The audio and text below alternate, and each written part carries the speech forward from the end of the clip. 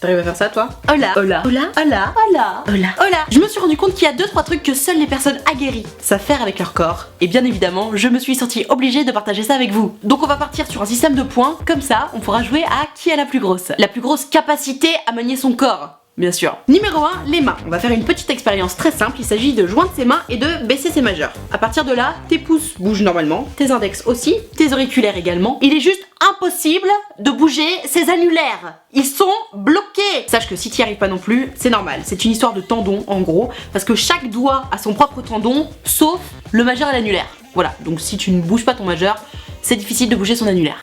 Mais si tu y arrives quand même, tu gagnes 3 points, parce que c'est méga balèze. Deuxième expérience qu'on m'a montré très récemment et que je vous avais d'ailleurs proposé en Insta Story, vous l'aviez adoré. Est-ce que vous arrivez à faire ça? Et est-ce que vous y arrivez aussi bien hyper vite? C'est relou hein, moi aussi je galère. Si tu y arrives à peu près, tu gagnes 1 point. Et si tu y arrives comme un pro, tu gagnes 3 points. Numéro 2, la langue. Je suis certaine qu'il y a parmi vous beaucoup d'artistes qui savent utiliser leur langue à bon escient. Pour parler et pour manger, bien sûr, quoi d'autre. Mais là, on a un serious business les gars. Il y a des trucs super difficiles à faire avec la langue, ok?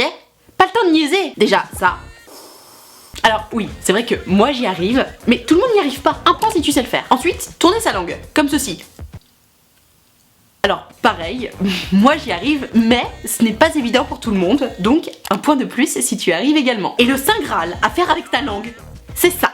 Ça, c'est 3 points si tu y arrives, tellement c'est juste trop bizarre d'arriver à faire ça avec sa langue. Puisqu'on est sur la langue, restons-y. Il paraît que c'est impossible de lécher son coude avec sa langue. Soyons très précis, le coude, c'est ça. C'est pas cette partie-là, c'est ça. Démonstration.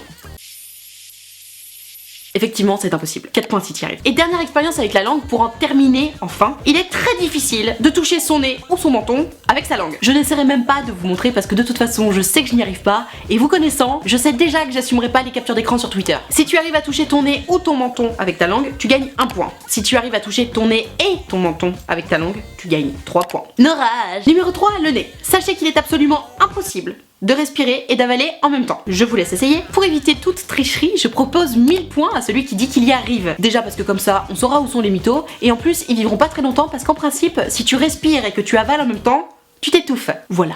Sachez qu'il est également impossible d'éternuer en gardant les yeux ouverts. Vous pouvez essayer tant que vous voulez, c'est impossible. Donc pareil, tu gagnes 1000 points si t'es un mytho. Numéro 4, partie annexe du visage.